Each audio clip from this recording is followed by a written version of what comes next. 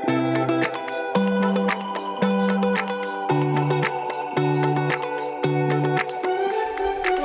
y'all, welcome to Paige's Perspective, where I help you find your inner strength to cope with life.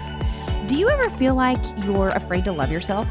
Maybe you don't know how to love yourself. Maybe you're afraid if you love yourself, you can't love others. Maybe we overthink the hell out of this concept, but I'm going to break it down a bit today. I've had struggles with this within different seasons of my life.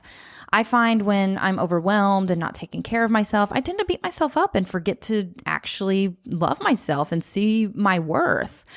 I begin looking at all the things I do wrong, all the things I could be doing better, and then I sit and wonder, why does anyone love me anyway? Because if we can't love ourselves, it's difficult to accept love from others. And I didn't really understand that concept for many years. So I've dissected it for myself to understand the concept better. Matt can tell me all day long how much I mean to him, how I'm an amazing wife and mom, how he truly loves me. But it's difficult to believe the things he says when I don't believe them myself. We're no good for ourselves or for others when we don't actually love and take care of ourselves. Love is an action. I always have to remember that. It's not words of affirmation. It's the actions that make those words true. I've been talking a lot about Post-it notes recently, and honestly, I'm not a Post-it note kind of gal. Like I was when I worked in the corporate world, but for personal use, I thought that they were a bit cheesy until recently when I decided to change my mind and actually post random stickies on my mirrors and fridge. There's one on my mirror that says, ask how, not why. Because when we get caught up in asking why things happen instead of how to correct it, we begin to stay still and stuck. And there's no movement, and we can stay stuck there for longer than necessary. And I had struggled with asking why I don't love myself instead of asking how to love myself. Again, I've had plenty of seasons of loving myself, and it all goes back to when I truly was taking care of myself. Matt is such a happy guy, and he truly loves himself. Like, it shows, and it makes me love him even more. So I asked him, how do you love yourself, and what do you do? He couldn't give me a straight answer. He did say that when something goes wrong, he doesn't sit in it. He doesn't beat himself up. He accepts it. He accepts it. He finds a solution, and he makes a change. He feeds the good parts of him, and eventually the parts that he doesn't love gets corrected because he doesn't completely focus on them. And what I've noticed about him is he has been extremely consistent within his recovery and self-care for the last 12 years, which, by the way, this episode is being posted a couple of days before his 12-year sobriety date, which is pretty damn cool.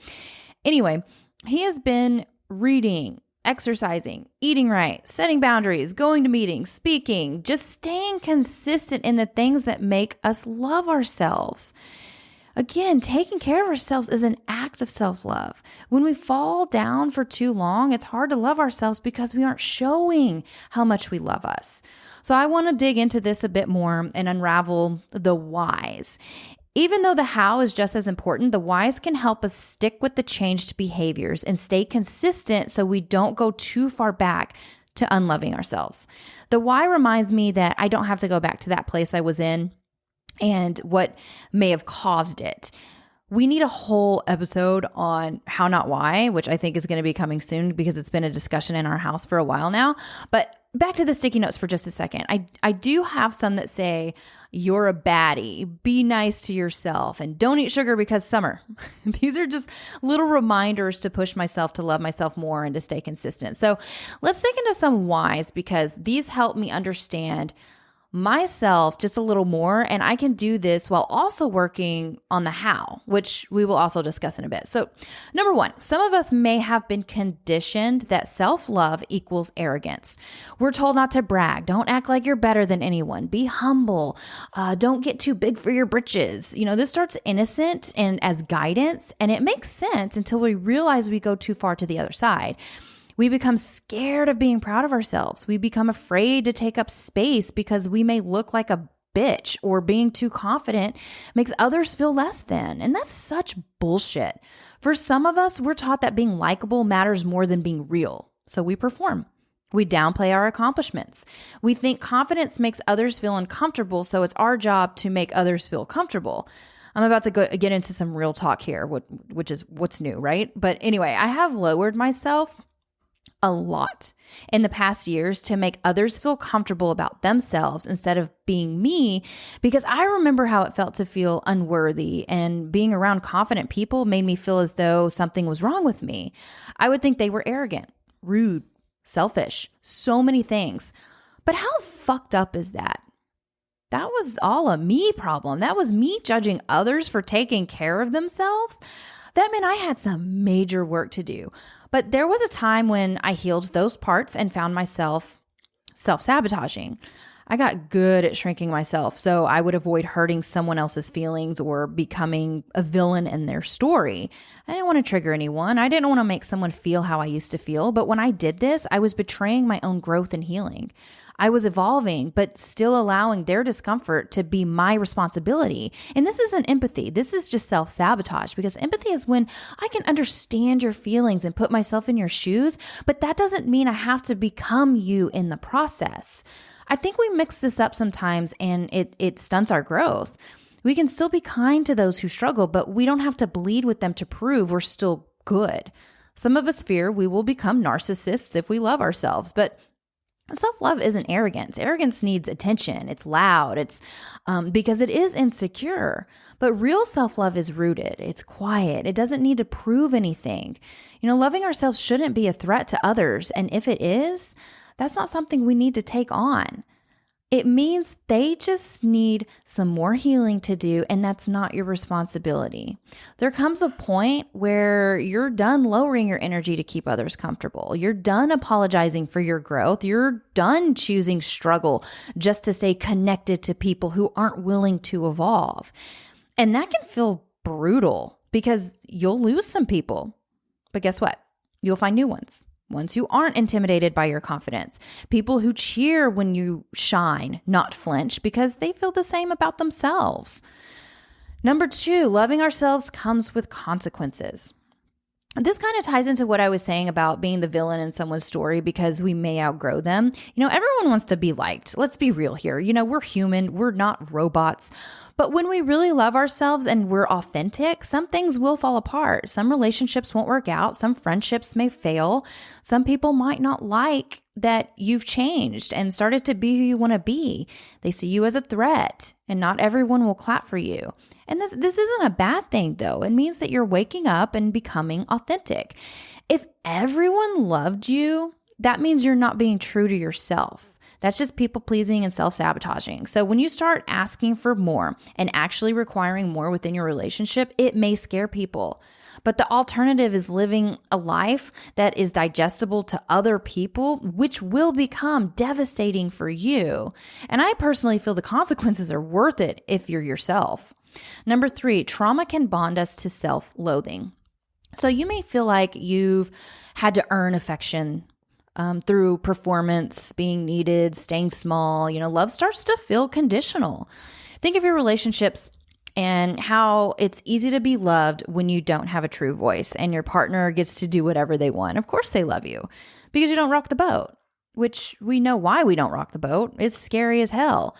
That's the fear of consequences coming out. We end up hating ourselves over time because we don't truly stand up for what we believe in. We lose ourselves. We're afraid to stand up for ourselves because then that may mean we lose our relationship because it rocks the boat. So what happens? We stay in this form of self-loathing. We feel worthless, hopeless, and are really mean to ourselves internally because anytime we start to feel better or love ourselves more, the other person may not like it. We may become a threat, which can make abuse worse sometimes, and that's scary as fuck. You may feel like you've had to earn affection, and over time, that love starts to feel conditional. You're lovable as long as you don't cause conflict. You're lovable as long, you're safe as long as you don't speak up. You're accepted as long as you stay quiet, agreeable, and easy to manage. It's easy to feel loved when you don't have a voice, when your partner gets to do whatever the hell they want, when you don't, again, rock the boat. But you know why you don't rock the boat, right? It's not because you're weak. It's because you're scared. That fear of consequence is real. If you speak up, they may leave. If you get strong, they might get worse. If you start loving yourself, they might resent it or punish it. So you shrink, you silence yourself, you swallow the truth. And little by little, you start to hate yourself for it. And this doesn't happen consciously, but deep down, you start to feel worthless because you've made your needs, your voice, and your truth disappear for someone else's comfort. That's the hidden damage of trauma bonds. You start to believe that staying small is safer than being true to you, that disappearing is the cost of being loved. And anytime you try to rise, your nervous system screams because now being empowered feels dangerous. And if you've chosen silence long enough, that internal voice becomes really brutal. Why can't I just leave? Why do I always make excuses? Why am I so weak? What's wrong with me? That's not your voice.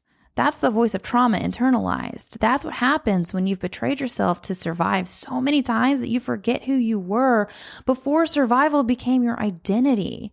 You're not weak. You're not broken. You just got to make some mind shifts. Number 4, there's a lot of responsibility when we love ourselves. Sometimes it's easier to feel broken than powerful because when you're broken, people don't expect much. You don't have to make hard decisions. You can blame your circumstances. You can stay small and call it survival. But when you start to believe you're worthy, everything changes because now you're no longer just surviving, you're choosing. And if you're choosing, then you have to own the choices you're making. And that's the scary part. You can't keep blaming everyone else for your life while calling it self-love. Yes, people have hurt you. Yes, they may have failed you, betrayed you, traumatized you, but the healing, the boundaries, the rebuilding, that's yours now. And that shift is brutal for some of us because it means we have to stop lying to ourselves. It means you can't keep begging for scraps and calling it love. You can't keep chasing people who keep avoiding you. You can't keep pretending potential is the same as effort. You can't keep saying, I love myself while living like you don't. Saying I love you without changing your behavior is like saying I'm sober while you're still drinking. If I truly had my own back, would I tolerate this? Would I stay in this relationship? Would I keep betraying myself at this job? Would I keep performing a version of me that feels easier for everyone else? Because when the answer is no, that's where responsibility begins. Self-love won't let you stay in the same life you built while you were abandoning yourself. It's going to demand change. It's going to disrupt your comfort and it's going to ask you to rise. And rising doesn't feel good at first. It feels like a loss. You're going to lose patterns. There's loss of people who preferred you quiet, loss of identities you once clung to for safety. But what comes after that? That's where real peace and happiness begins. Number 5 is self-love isn't vanity, it's survival. So we've been taught to associate confidence with ego, to believe that thinking well of ourselves is selfish, self-absorbed, or even dangerous, especially if you're a woman, not especially, but anyone who has ever made you feel too much. You learn early that the safest thing to be is small. So you call your self-doubt humility. You call your emotional exhaustion loyalty. You call your fear of setting boundaries being nice. And the world nods and applauds because insecure people are easier to control. Thinking highly of yourself isn't vanity, it's survival. It's not about believing you're better than anyone. It's about finally refusing to believe you're less.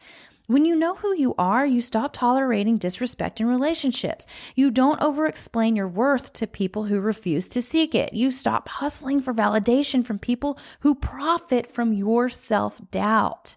It's not arrogance, it's survival and thriving. You start making different decisions. You start recognizing red flags the first time. You start seeing the difference between love and obligation. These are just maybe some of the reasons why we fear loving ourselves. I'm sure there are plenty more that people experience, but these are pretty relatable to many. Now let's get into the how. Our program, Independently Strong, can really help in this area, but I'm going to break some things down for our listeners. Number 1, speak to yourself like someone you're responsible for protecting. Would you call your best friend pathetic for crying? Would you tell your daughter she's worthless for messing up? Would you shame someone you love for being tired, scared, or human? No. Then why do you say it to you? Self-love starts in the voice no one hears but you. If your inner dialogue sounds like someone who hates you, don't be shocked when you feel unlovable. This is partly why I have sticky notes that say, be nice to yourself. It's a reminder to speak kindly in ways that I speak to others. We can beat ourselves up so easily. Stop. I know many of us are introspective and we dig deep into being self-aware, but how many of us only look at the things we need to work on, things we feel are our weaknesses? What if we shifted a bit to focus on our strengths, to be kind to ourselves? Number 2, make choices that honor the version of who you're becoming. Not the version stuck in survival, not the version stuck in chaos, not the version who tolerates crap because it's not that bad, in quotes. Ask, what would someone who loves themselves do in this situation? And do that. Even when it's uncomfortable, start acting, act how we want to be in this world. And that can be so powerful. It's uncomfortable at first because it's unfamiliar, but that's okay. That's growth. Number 3 is going to be start keeping your own word. You build trust in yourself the same way you'd build trust in a partner, through consistency, through follow through, through showing up. When you constantly betray your own boundaries, your own goals, your own needs, you don't feel safe with yourself. And if you don't feel safe with yourself, how can you trust your own worth? Self-love isn't a feeling, it's a track record. It's evidence that you can do things that align with your values. Show up for yourself. Number 4, forgive yourself without excusing yourself. You can hold yourself accountable without emotionally beating yourself up. You can admit when you messed up without collapsing into shame. There's a middle path between shame and denial, a way to be honest about your missteps without turning them into a lifelong sentence. It sounds like this. I messed up. That's true. I see it. I own it. I don't need to justify it, but I also don't need to destroy myself to prove I'm sorry.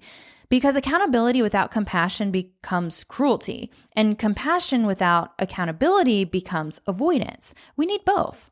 Yes, I made decisions I regret. I hurt people. I hurt myself, and I won't pretend otherwise, but I will not keep reliving the pain as punishment. I will turn it into purpose. I will do better, not because I hate who I was, but because I care about who I am becoming. When we collapse into shame, we can become paralyzed. When we make excuses, we avoid growth. But when we say, I did the best I could with what I had, and now I know better, we reclaim our agency. You are not your past. You are not your worst moment, but you are responsible for your next one. Number 5, get real about what you're tolerating. Self-love will force you to face the people, the patterns, and the places that no longer fit. The friendship you're always overgiving in, or the relationship where you're always justifying bad behavior, or the habit you keep going back to even though it drains you, hint, hint, social media scrolling.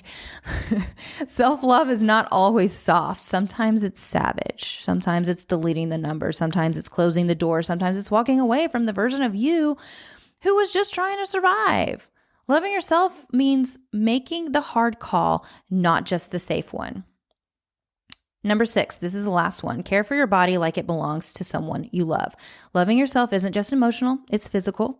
How you move your body, how you feed it, whether you give it rest or you run it down into the ground, or whether you numb it out or you tune in. This isn't about diet culture. This isn't about chasing some ideal body. This is about respect.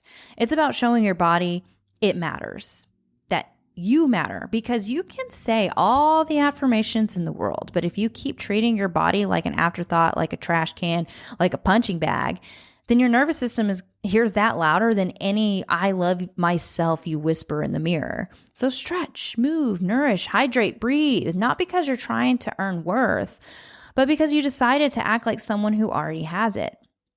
Self-love is an act.